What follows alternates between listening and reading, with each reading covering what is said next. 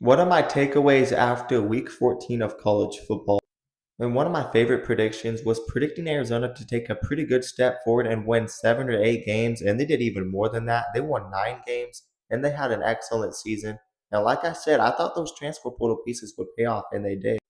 Plus, with a guy like Noah Fafita back who was proven and just needed help around him, and a U2 head coach who did pretty good at San Jose State, I was expecting a good year from them in my predictions this postseason, and it definitely paid off.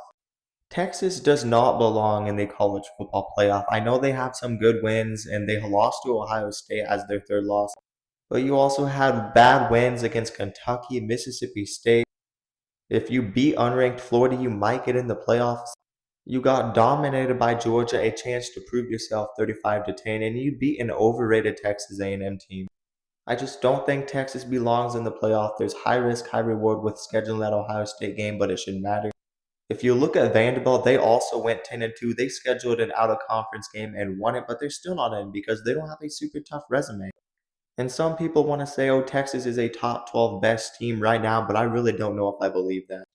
I think Ryan Day has cemented himself as the best coach in college football, especially if he wins a natty this year, but he finally beat Michigan. He has figured it out there. This team just seems unbeatable, and Ohio State hasn't even showed their best this season.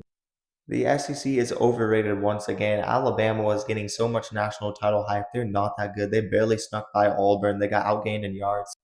A&M is super inconsistent. LSU flopped.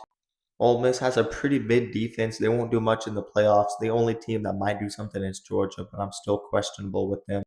And I think it's going to be a postseason where a lot of the SEC teams lose to Big Ten teams and other teams.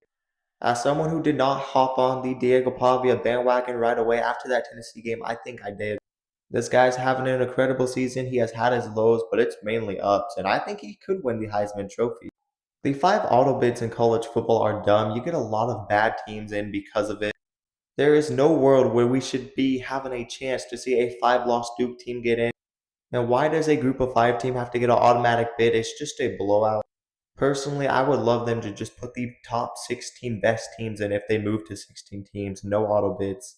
It was about time for Justin Wilcox to go. This team looks very good at times, but there's also poor coaching and very bad games.